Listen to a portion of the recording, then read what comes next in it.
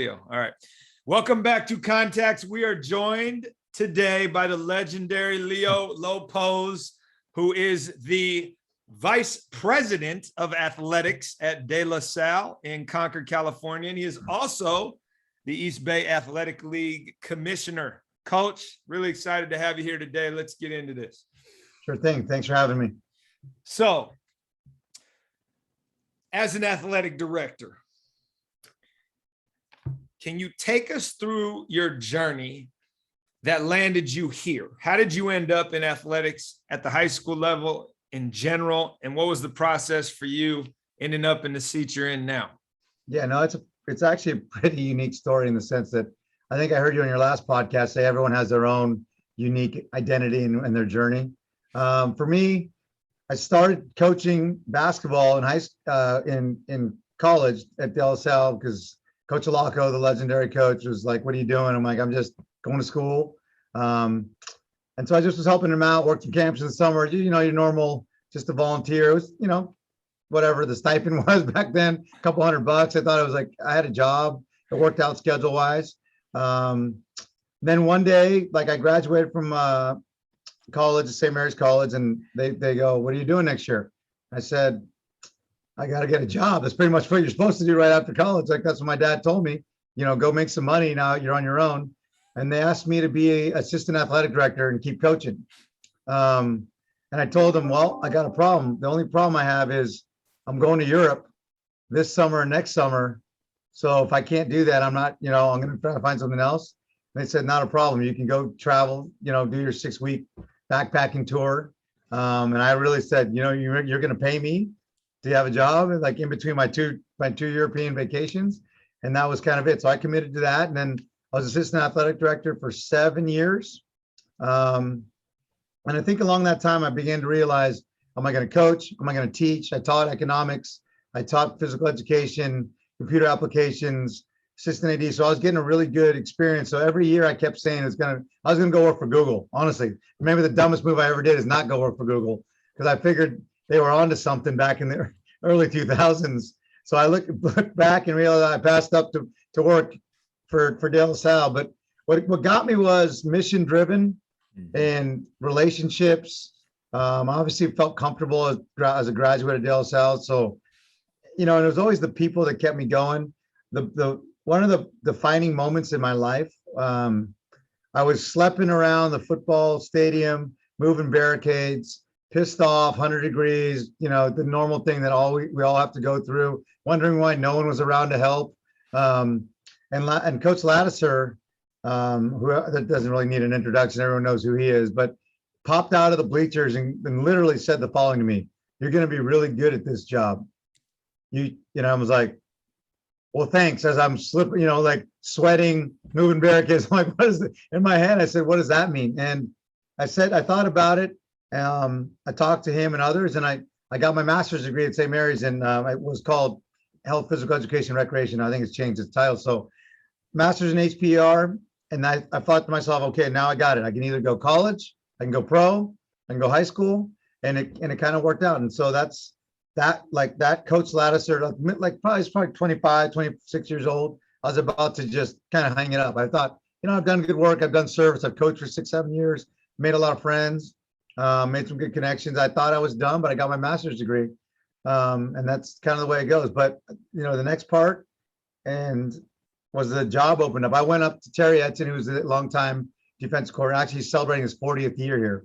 Mentor of mine, hired me first, all that stuff. And I went up to him and said, "How long are you going to be the AD for? Because I'd like to be the AD somewhere, you know." And that year, I don't remember how long ago, but I was in my late 20s, and he said a couple of years. I said, "All right, cool." So I started getting my resume ready. I was looking at jobs, different opportunities, fully ready to leave De La Salle, knowing like, hey, this guy's going to be here for a while and it's all good. That year, 3 jobs opened up at the same time: De La Salle, St. Mary's, College of Berkeley, Christian Brothers, I think Justin Sanders. So it was all kind of like ironically. So I just put my name out there. But I knew after going there, the job that I wanted at that time was this job. Mm-hmm. But one thing I will tell you is I learned that nothing is ever going to be handed to you. I thought maybe I had earned it. Mm-hmm. The principal then kind of gave me, hey, it's open, put your name in there. And it was a long process, probably longer than it actually was day wise, but it was stressful. I had to work my butt off to get that job. I'm sure there were quality candidates. I don't really know who applied, but I learned there, and it's like never take anything for granted and just be working. So long and the short of it, that's kind of how I got to where I am today. I'm still here. So I don't know if that kind of gives you the deal. It's perfect. And I want to pull at a couple of threads there specifically. As you are an alum, you returned to your alma mater, you began doing something just because that turned into a vocation and a calling. And even the legendary Coach Lattiser almost not anointing you, but letting you know and validating, hey, you have a future in this, which had to be inspirational and had to really help ground you. But even with all of that experience and having to jump, not through hoops, but go through a process that, you'd been there, you'd seen the movie, but we're still going to make you go through this. You're looking at other jobs. You probably were pretty prepared for this gig. But once you sat down in the chair you're in now, what did you realize right away that you needed to figure out? Yeah, it's interesting because we just hired a basketball coach who's never been a head coach. Yeah, I mean, you begin to realize, and as a head coach or anything, all of a sudden moving over 18 inches into the head chair makes a lot of difference. Nothing really changes in terms of like how you, in my mind, accountability, attention to details, all those things, work ethic, all those pillars of success didn't change who I was, but the responsibility shifted for sure. You know what I mean? And I would say this too. I always obviously cared and loved about this place, and still do, but it became like this, I don't know, like this weight on my shoulders. And it wasn't just about football, it wasn't just about basketball or baseball. It was like I had to carry on the tradition and legacy of many that have come before, maintain the bridge, and drive the car down the same road, and obviously evolve, look to continually get better, critical thought, all that stuff is a lot different than just kind of saying, go set up for the football game. Like I was a cog in the wheel for sure. I learned a lot from Coach Edson, whether he knew he was teaching me directly or not. But yeah, I was prepared, but you never know. Just a lot of things happened quickly where you just had to, I felt like I aged 5 years the day that I took the job. You know what I mean? And we were under construction. I had a desk. I had to share a desk with the entire coaching staff pretty much because we only had like a 15 by 15 literally because the locker room was under construction. So I came into like this weird, like Terry Edson was banging my chair when he tried to get out. I'm like, dude, trying to work here, had to go outside to make phone calls, all that stuff. So as much as I look back at it, it built character, but it was definitely never like, it's never been, I don't think anywhere you go, it's going to be a smooth road. And that one was actually more interesting as I think about it, because it should have been smoother, but it was just a weird era. It was a weird transition. And, I've been through a lot, over the years, and you can never be taught what you need to know in a book. But yeah, and I think if you stay with what you believe in and why you wake up in the morning, it becomes just part of the process. Embrace the journey, and I think there's something to be said about focusing on the byproduct, of the outcome is the outcome. But I always wake up every morning, and I'll say this.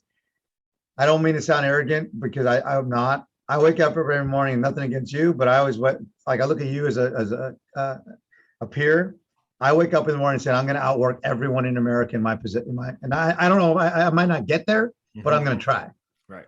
And that might not make me live this long on earth, but that's definitely for like the people that I represent, for the alum, for the people that are going to come through the school, the people I work with today. It means that much to me. So that's probably my motivating fuel, is like, I don't want to let anyone down.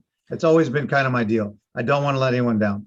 Yeah, and I think you almost have to have that wiring in this role. And what Lattiser was pointing out at you is you got to be willing to do more than your share. You got to be willing to put in the time and lead by example, and not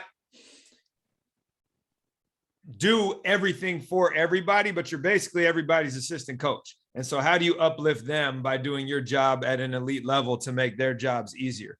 I am curious because you are basically a de la lifer. Had a little time away at St. Mary's twice, but you come back every time. And as an assistant AD, as an economics teacher, a PE teacher, a basketball coach, a computer teacher, you are a peer, you are a colleague, right? And now you're moving up the ladder, you're moving over 18 inches. How did you navigate the relationship maintenance that you had to do with those relationships where now they're your direct reports and not just your peers? Can you talk a little bit about that and lessons you've learned from that? I mean, you lose a lot of friends quickly. I hate to say it, as I was joking with someone the other day. I'm like, don't take this personal, but I can't be your friend anymore. You know what I mean? Mm-hmm. And it made me realize, even as I look back now, I'm 45 years old, right? When I was younger, like I was Coach Lattiser's direct, I was his boss. Mm-hmm.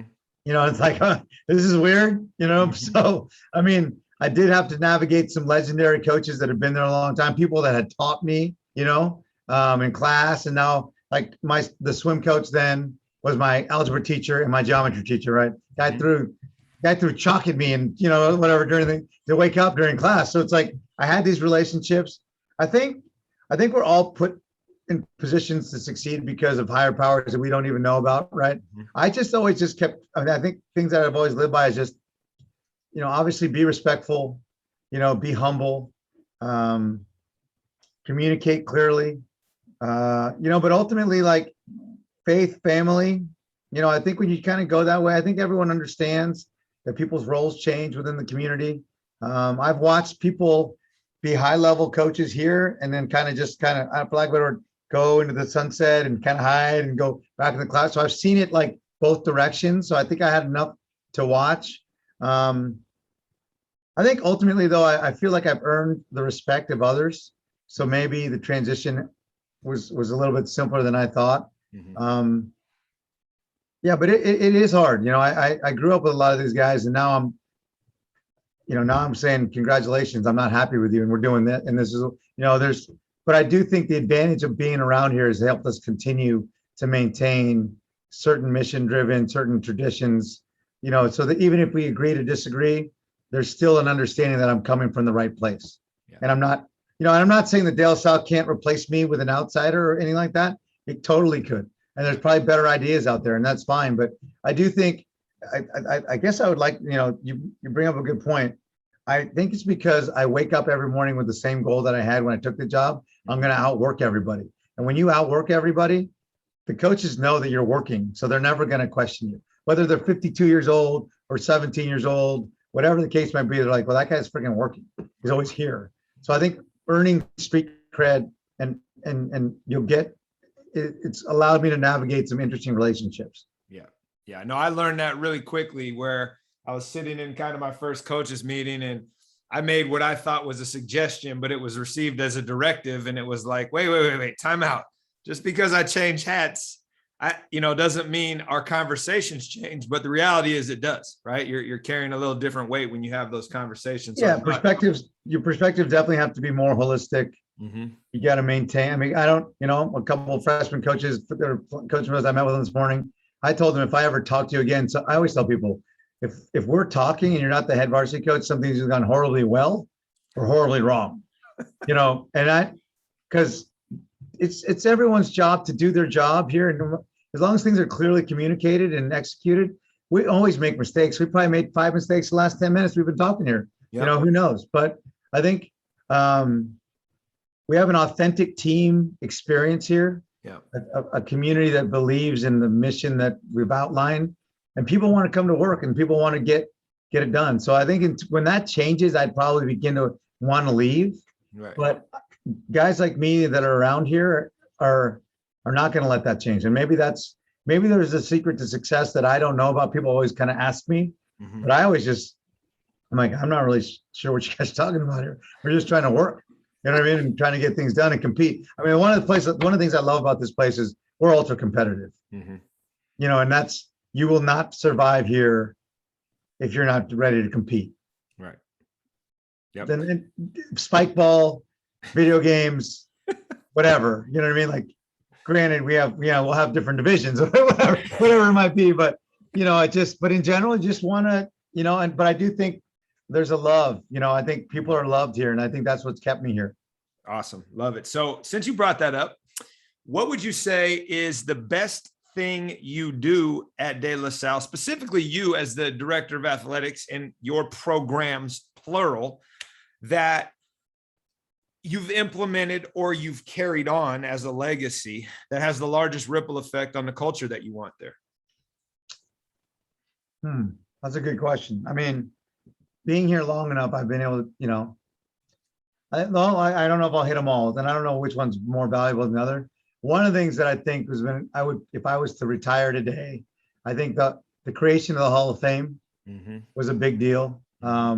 With our rich tradition and history, we just didn't have the manpower, the time, the effort to create that. I think that not only does it take an opportunity to recognize the past, it solidifies the why here. When you hear teams and alum, I mean, there's a lot of practical, bring alum back to campus, keep them, all of that stuff. But for me, I love hearing people say, this is why De La Salle is special to me. You know what I mean? And so that whole process every year is great. I think some people would say facilities is something they would put their hand. I mean, I think part of my business degree, my mindset's always continually looking at like critical thought, critical evaluation. How can we do better? We don't have a lot of space. So I feel like we've done a very good job of working together and building facilities that, we have 700, 800 boys playing sports annually. And reality is we only have one gym, one baseball field. I think it's because of our community can work together. Yeah. I think that's special. That's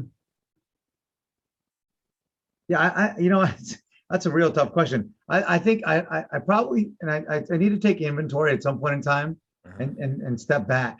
When I interviewed for the job, I came in hot. Like I asked people, how do you interview? I didn't know, right? I didn't interview for a job. My first job was handed to me, literally. So I didn't know what to do, and I over prepared, and I was all freaked out, just like in basketball. Right? I was like, okay, first the 2-3 zone, I'm doing. I mean, I just didn't care. I had this goal sheet that I put together for my interview, and it was like every aspect of what I was going to do in my tenure. And I remember people coming after me saying after the interview, going, "Dude, like only you would put together like 29 different goals and objectives by year." And so I always look at that every year to this day. And it's funny, a lot of things are checked off the box, but a lot of it comes down to just really dedicating and committing to the entire athletic department. Yeah. The one thing I learned from the beginning, where I was never going to be the football athletic director. Right. That wasn't going to work. Right. That wasn't going to build the relationships you talked about. If all I did was go to football games, that wasn't going to build the sport of lacrosse on our campus or rugby or give love to, the basketball team or whatever, and so going backwards, I never thought moving over 18 inches meant I couldn't really specialize. Yeah. I had to be at one for, a man for all, essentially.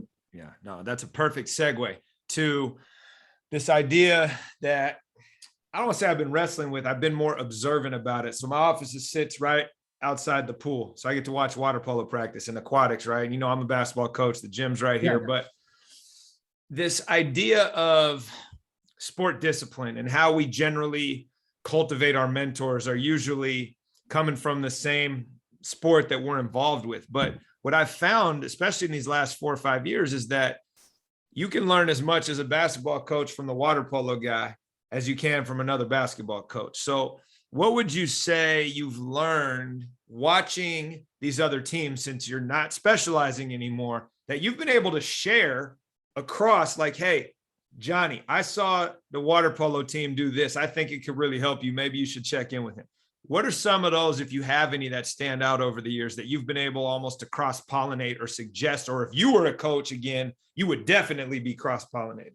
Yeah, I think one of the things, first of all, it was key to, many breaks I got along the way that I didn't. When Terry, we didn't have a golf coach, and I was forced to coach golf.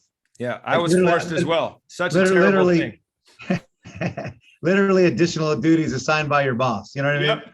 And I'm like, what do I really know about golf except for the fact that I go out there once in a blue moon, have some fun with my buddies.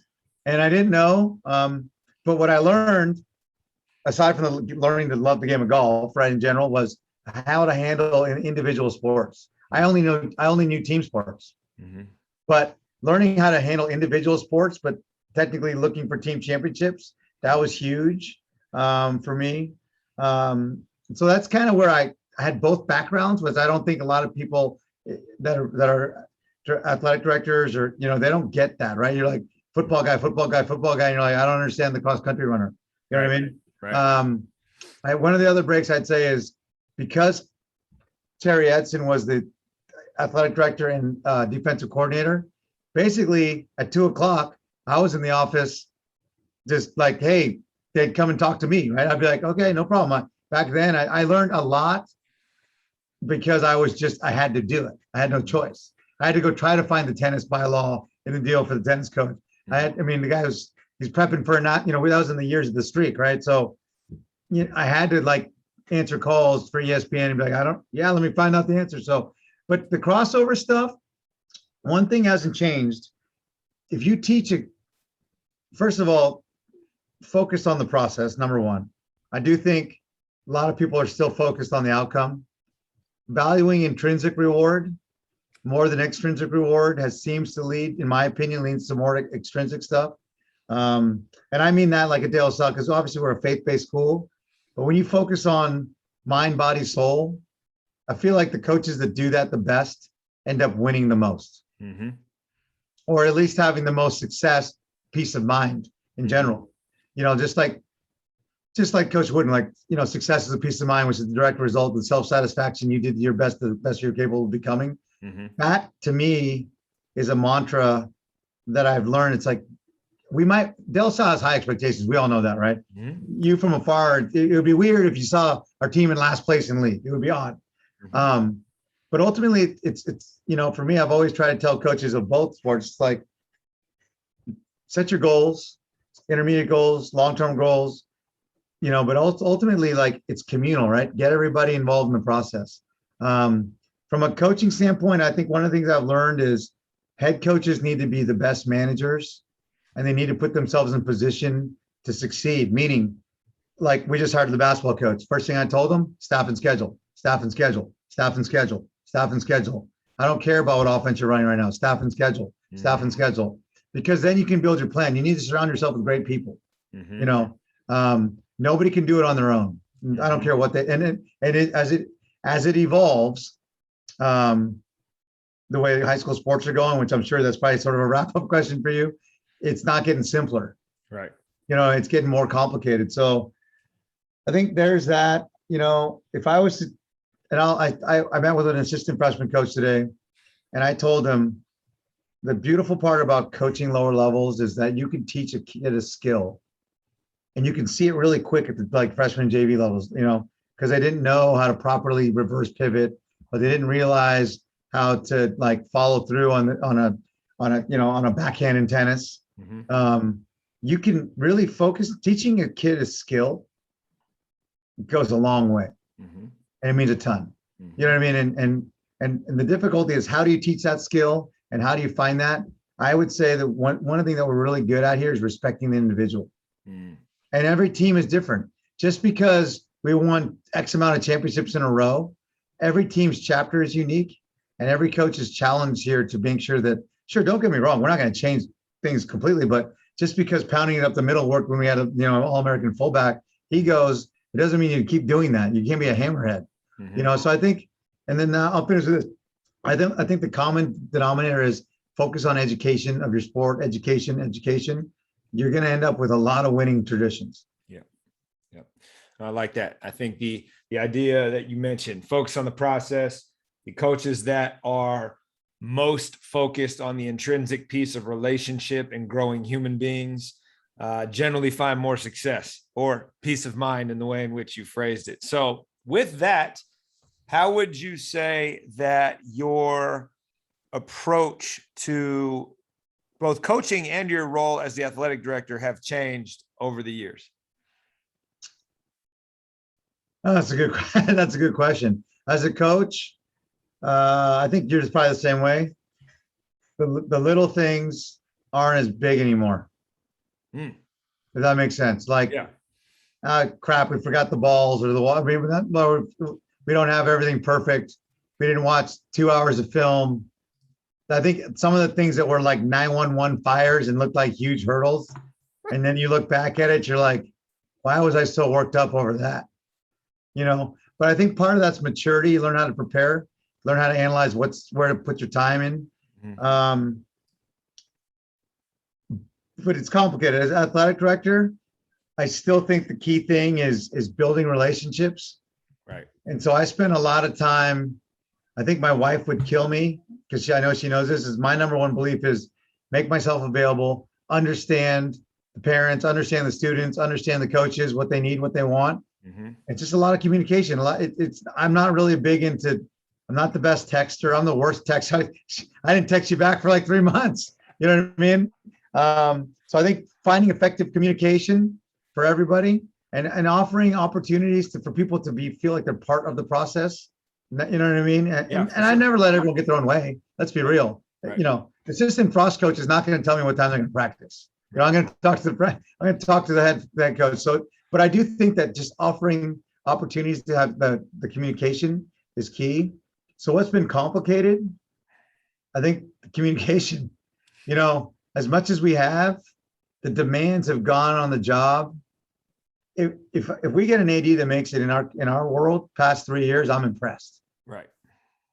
And a coach that makes it 5 years, I'm like, okay, this is good. You know, I'm fearful for what will be in high school sports in terms of opportunity, in terms of quality.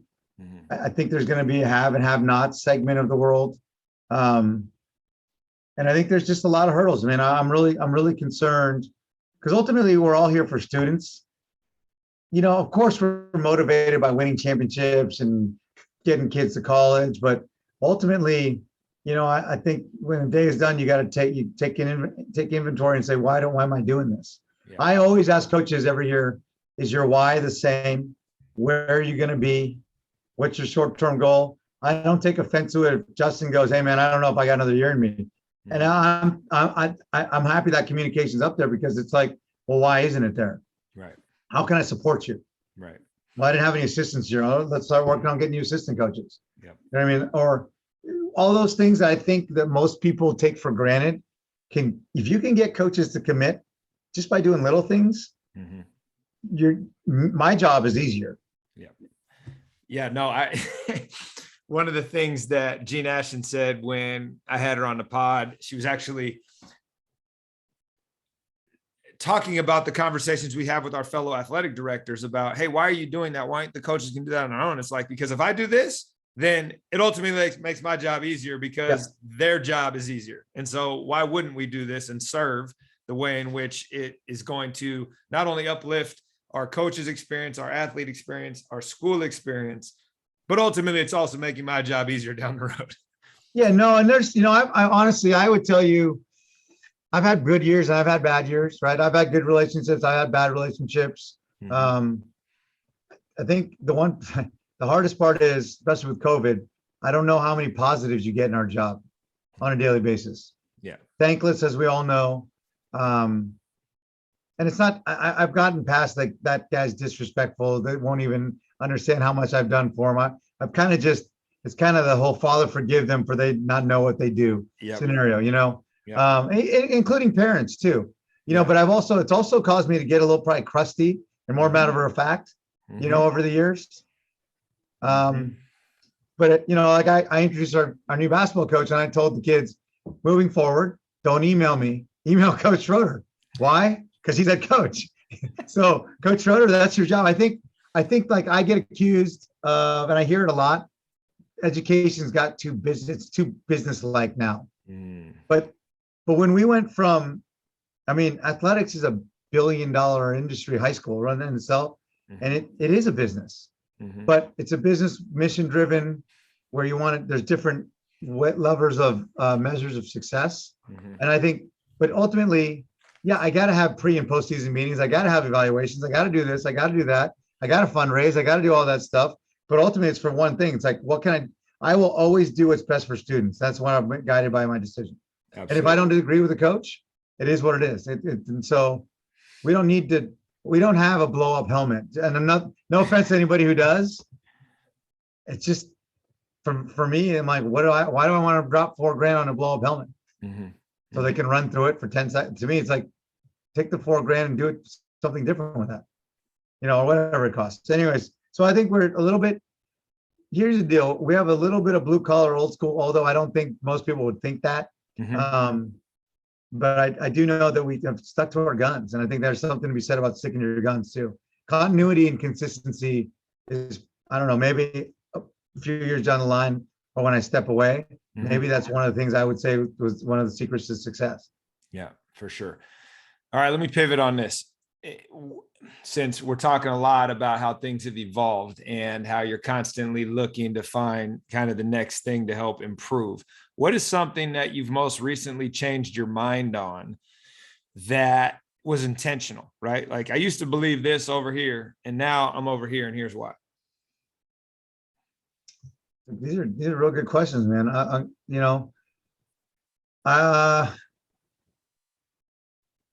I used to believe year-round sort of like grind daily all the time was the only way. Outwork your opponent was the way you're going to win.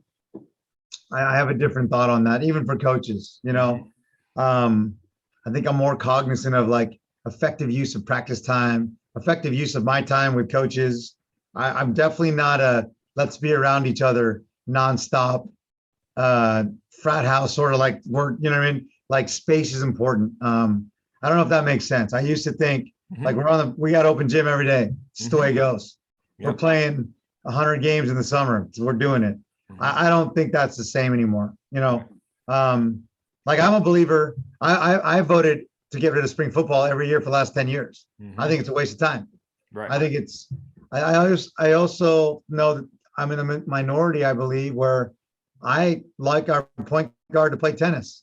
Yep. I used to think, oh, our point guard better. And I've never been a single sport only guy, but I used to be like, he's a Division I recruit. Now I'm like, whatever, go play tennis. Who cares? Yep.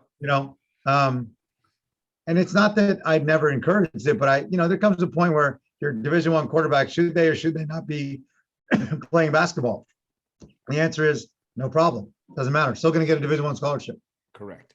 Well, and I think that's what I love that answer. First of all, I'm a big proponent of that. One of the non-negotiables in my household is you're playing 3 sports and you're going to figure it out. They all offer some different value to you and different roles you may play. But I think the youth sports industrial complex, as I call it, you just said it's a $1 billion business, has misinformed that there's only one path and has not properly informed that many, if not the majority of those college situations, they're not predetermined, coach, but there's a path for some people that come out into this earth a little differently. And ultimately, you can work your way into some of those situations, but you should be experiencing everything because it's only going to add value to that experience. So I love that answer.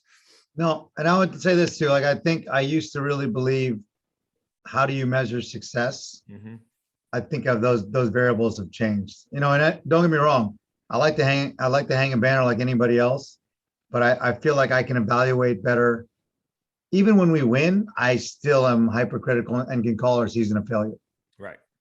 And I know I would have never said that 5 or 10 years ago. Yeah. Because I think I look at it like, did you answer faith, scholarship, integrity? And if you failed, even if we won and you missed the boat, a bunch of jerks and we still won, it's like, that doesn't, for me, no matter whether you win or lose, you're still going to end up being a De La Salle graduate. And I want you to be a better person in the end. And obviously co-curricular activities are super important and I'm 100% behind it, but sometimes we get it's really hard to keep us on the straight and narrow of what's the common end goal? What are we trying to get here? And communicating that to the parents, they don't believe me 90% of the time, but I'm like, all right, well, that's what I'm telling you. So I think those are, and I will tell you this, I used to believe that you can kind of not be business-like, but I disagree now. Like I need a head coach who's an administrator who understands the complexities of the world of we're living in today. Yeah, for sure. No, I love all those answers. And I think the real takeaway here is that you're constantly evolving. And if you're still holding on to things that you believed in 1995, then, you're probably missing something. Now, it doesn't mean you can't maintain some principles, right? But ultimately, some of those things evolve and you got to evolve with the times. I'm going to finish with this, Coach, since I know you're busy and you got to get back out there. If you were starting over today, what advice would you have for your younger self? That's a great question. I definitely would still start off with commit and wake up in the morning and be the hardest worker in America in your position. Like set the goals based on that. But the younger self, I would also say family work-life balance. I started single. I might have been engaged, but started single essentially, no kids. I probably would have done more family friend stuff. There are a lot of times I know as a fellow coach, it's like, I miss my buddy's whatever, bachelor party, or I missed that guy's birthday party. I would have put a little bit more emphasis on family work-life balance because there's some experiences that I missed that I probably should have taken advantage of. I grew up really fast getting my position in my late 20s. Yeah.